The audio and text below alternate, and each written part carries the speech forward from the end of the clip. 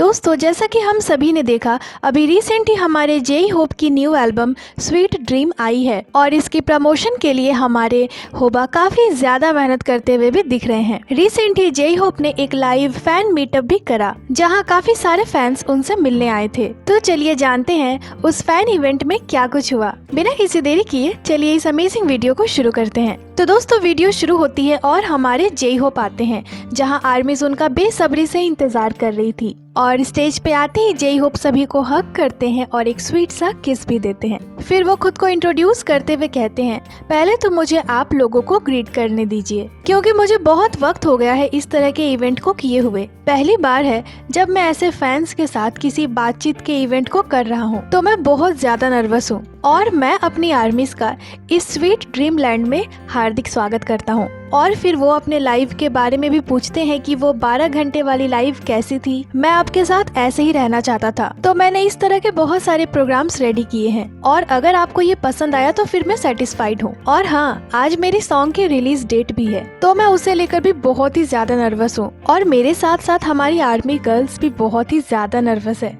लेकिन मुझे लगता है कि उनसे मिलने के बाद मेरी घबराहट थोड़ी कम हो गई है। सच कहूँ तो आपके साथ होना मतलब पहले दिन से लेकर आज तक ये बहुत ही ज्यादा अच्छा है। तो आर्मीज कहती है हमारे लिए भी ये बहुत अच्छा है। J hope.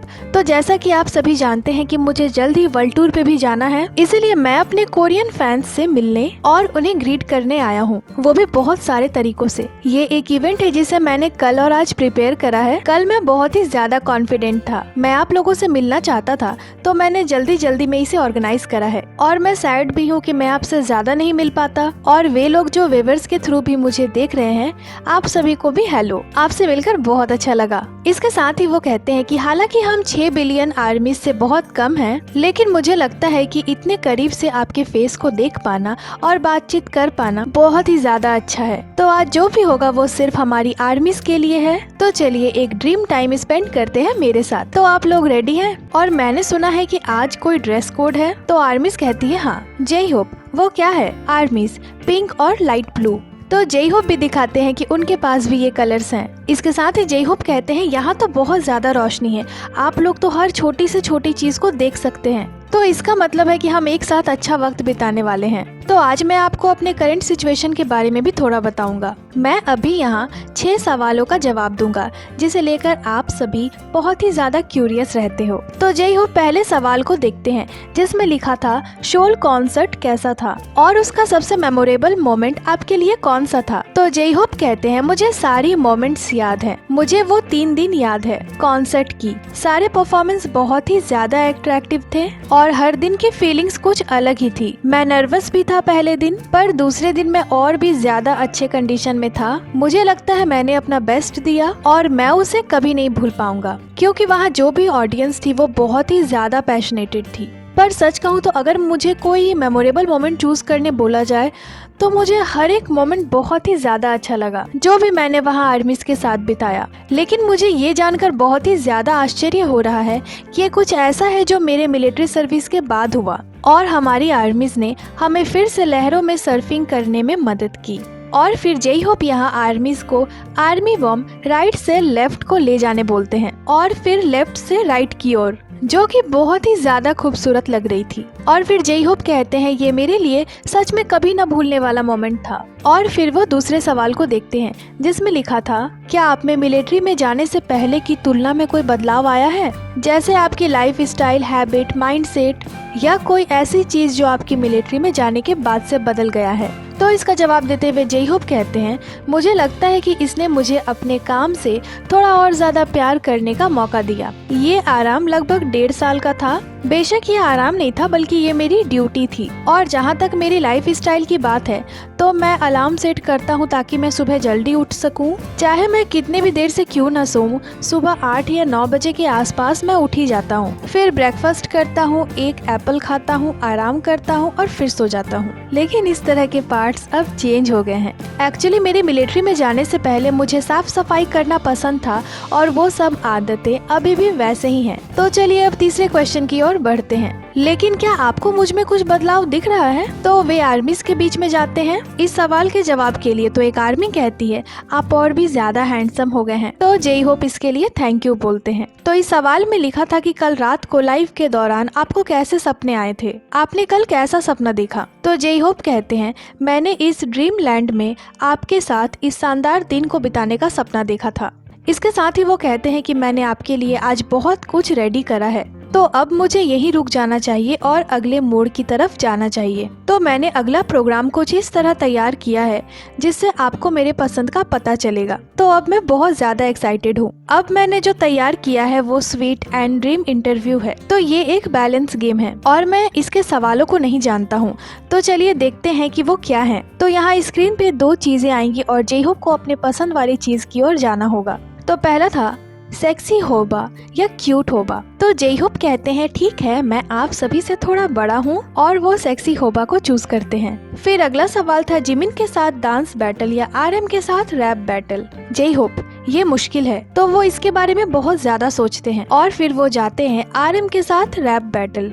इसके साथ ही एक सवाल ये भी था कि वो आर्मीज को क्या गिफ्ट देना चाहेंगे, एलवी बैग या होप वर्ल्ड।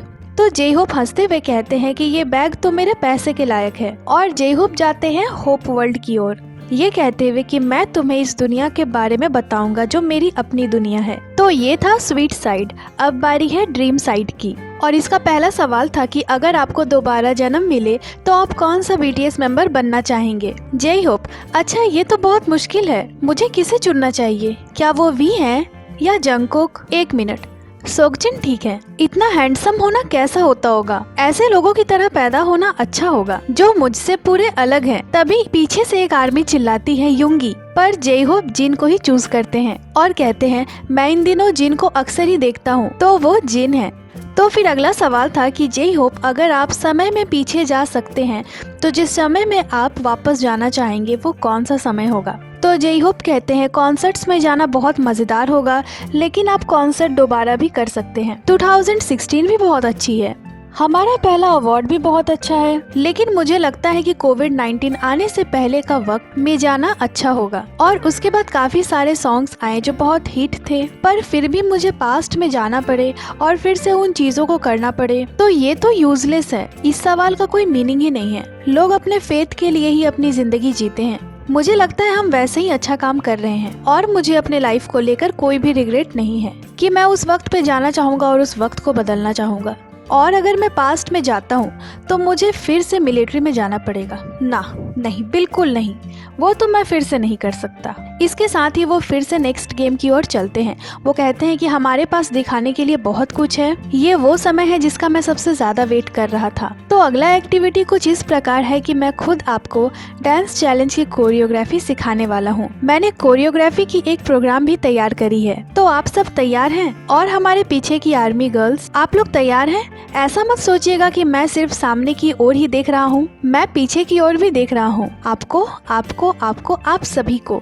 इसके साथ ही जे होप बताते हैं कि मैंने एक ट्यूटोरियल वीडियो तैयार करा है, पर सॉन्ग की टीम कहती है कि ट्यूटोरियल वीडियो तब बनाना चाहिए जब सॉन्ग को रिलीज कर दिया जाए, पर हम एडवांस में इसे यहाँ भी दिखाएंगे। तो पहले वो वीडियो देखते हैं और फिर वीडियो दिखाई जाती है। जे होप, तो ठीक है, क्या आप लोग ये कर सकते हैं? तो यहाँ बहुत सारे लोग हैं और मैं पूरी कोशिश करूँगा कि उन्हें अच्छे से सिखाऊं। तो आप लोगों ने बहुत देर तक इंतजार करा है लाइन में। बहुत सारे लोगों ने एप्लीकेशन बॉक्स में अपने नाम को डाला है, तो यहाँ बहुत सारे नाम हैं, और जैसा कि बहुत सारी चीजें अभी बाकी है, तो मैं सिर्फ 4 लोगों को ही चुनूंगा और उन्हें स्टेज पे लाऊंगा। तो अब मुझे देखना होगा कि ये कौन होंगे, और फिर जे होप उस बॉक्स में से एक चीट को बाहर निकालते हैं। तो पहली चीट पे सीट नंबर 261 लिखी हुई थी, तो सीट नंबर 261 पे जो आर्मी थी ये उनके लिए था। फिर अगला सीट नंबर था 182, तो जे होप उन्हें अपने हाथों को उठाने बोलते हैं और कहते हैं वो वहाँ है। फिर अगला सीट नंबर था 475, और जे होप पूछते भी हैं कि ये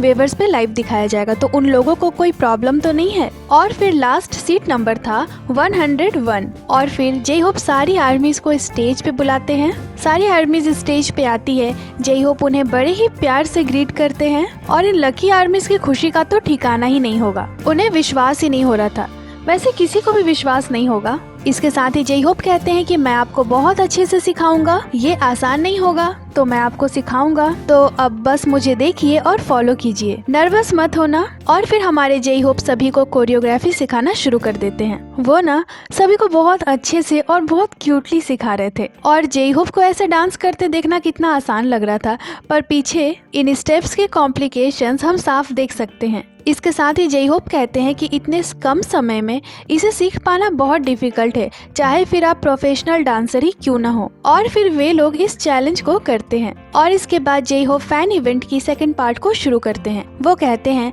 हम सब यहाँ म्यूजिक वीडियो रिलीज होने से पहले यूट्यूब काउंटडाउन देखेंगे, तो हम साथ मिलकर पहला रिलीज म्यूजिक वीडियो देखने जा रहे हैं और आइए हम सब मिलकर एक साथ म्यूजिक वीडियो के लिए काउंटडाउन शुरू करें। जेई होप बताते हैं कि आमतौर पर म्यूजिक वीडियो रिलीज से पहले मैं बहुत ज्यादा घबरा जाता हूँ, लेकिन आर्मीज के साथ इंतजार करने से टेंशन थोड़ा कम हो जाता है। जेई होप बहुत ज्यादा नर्वस थे। वो कहते हैं मैं कांप रहा हूँ। और फिर फैंस के सामने जेई होप इस म्यूजिक वीडियो को देखते हैं। म्यूजिक वीडियो खत्म हो जाने के बाद फैंस जेई होप को बहुत ही ज्यादा चीयर करते हैं। जेई होप बताते हैं मैंने इसके लिए बहुत ज्यादा मेहनत करी है, एफर्ट्स लगाए हैं। तो अगर आप म्यूजिक वीडियो को डिटेल में देख पाएंगे तो पाएंगे कि इसमें बहुत सारी चीजें हैं, जैसे कि ये क्यों है और क्या है। मुझे नहीं पता कि आपने ध्यान दिया या नहीं। और हाँ, आपको ऐसा नहीं लग रहा मेरे कपड़ों से कि जो यहाँ इस पिक्चर में है वो अचानक से कूदकर बाहर आ गया। और मैंने पिछले हफ्ते कॉन्सर्ट के दौरान इसके बारे में डिटेल में बात की थी, लेकिन मुझे लगता है कि न्यू सॉन्ग के बारे में मुझे और ज्यादा डिटेल में बात करनी चाहिए। और मैंने सुना था कि हमारे आर्मीज जब लाइन में थे तो उन्होंने इस न्यू सॉन्ग के लिए और भी ज्यादा क्वेश्चंस तैयार किए हैं और लिखकर उन्होंने पेपर का एरोप्लेन बना दिया था। तो आप सभी उस एरोप्लेन को स्टेज पे फेंकना और मैं उन क्वेश्चंस में से कुछ क्वेश्चंस का आंसर दूंगा। तो सारे फैंस कहते हैं ओप्पा स्टेज बहुत दूर है। जेई होप दूर है, ठीक है चलो अपने कंधों को ढीला करो। और फिर 1 2 3 के साथ आर्मीज अपने बनाए हुए पेपर एरोप्लेन को स्टेज में फेंकने लगती है और ये मोमेंट सच में बहुत ही ज्यादा सुंदर लग रहा था। और जानते हैं स्टेज पे ना सिर्फ एक ही एरोप्लेन पहुंच पाया था। जिसने भी इसे फेंका होगा बहुत शिद्दत से फेंका होगा और उस एक लौते एरोप्लेन को देखकर जेई होप बहुत ज्यादा हंसने लगते हैं। वो कहते हैं केवल एक ही आया है। जेई होप उसे उठा लेते हैं और कहते हैं ये सबसे पहले आया है, तो चलिए देखते हैं इस पर क्या लिखा है। और उस पर लिखा था कि मुझे इस म्यूजिक वीडियो की स्टोरी समझ में आ गई है, जिसके लिए मैं बहुत ज्यादा क्यूरियस थी। और जैसा कि ये एक लव सॉन्ग है, तो क्या आपने इस एल्बम को बनाने में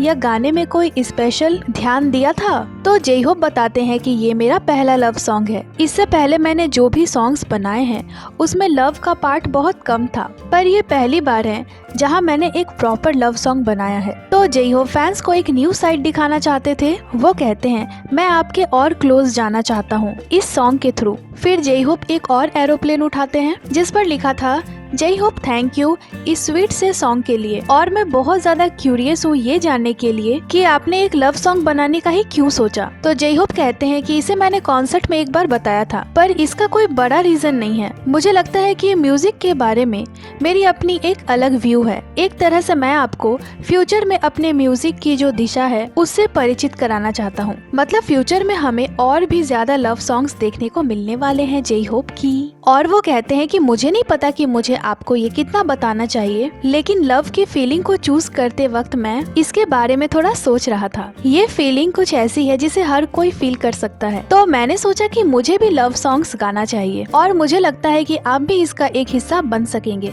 मैंने बहुत सारी बुक्स पढ़ी है, पर आरएम इसमें बहुत ज्यादा स्पष्ट है और मुझे लगा कि लोगों को अभी जिस भावना की सबसे ज्यादा जरूरत है वो है लव। तो मुझे लगता है कि मैंने ऐसा ही कुछ सोचकर इसे किया। और फिर से जेई होप एक प्लेन को चूज करते हैं। उस पर लिखा था कि J Hope sweet dream song को बनाते वक्त आपके मन में क्या चल रहा था। तो जेई होप कहते हैं कि मेरे मन में यही चल रहा था कि मैं आप लोगों को ये सॉन्ग जल्दी से जल्दी सुनाऊं। फिर जेई होप एक और क्वेश्चन पढ़ते हैं और ये लास्ट क्वेश्चन था और इसमें लिखा था कि जेई होप अभी तक का आपका सबसे अच्छा स्वीट ड्रीम कौन सा है। तो हमारे जेई होप थोड़ा सोचते हैं और कहते हैं जब मुझे नींद नहीं आती तो मैं उसके बारे में ज्यादा नहीं सोचता, बल्कि कॉन्सर्ट के बारे में सोचने लगता हूँ और कॉन्सर्ट के बारे में सोचना मेरे लिए सबसे बड़ा स्वीट ड्रीम है। तो अब मैं इस क्वेश्चन को यही खत्म करता हूँ। इसके साथ ही जे होप कहते हैं कि ये आपके लिए एक प्रोग्राम था जिसमें मैं अलग अलग चीज़ों के माध्यम से आपके साथ था और मैंने आपके साथ वीडियो देखा, न्यू सॉन्ग के बारे में बातें की, साथ में प्रैक्टिस भी करा।